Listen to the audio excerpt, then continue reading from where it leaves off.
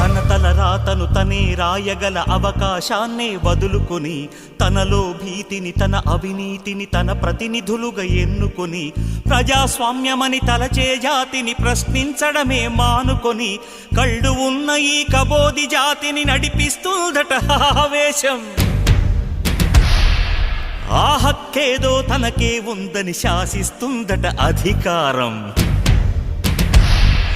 కృష్ణుడు లేని కురుక్షేత్రమున సాగే ఈ ఘోరం చితి మంటల సింధూరం. చూస్తూ ఇంకా నిదురిస్తావా విశాల భారతమా, ఓ విషాద భారతమా. అర్ధ శతాబ్దపు అజ్ఞానాన్ని స్వతంత్రమందామా, స్వర్ణోత్సవాలు చేద్దామా.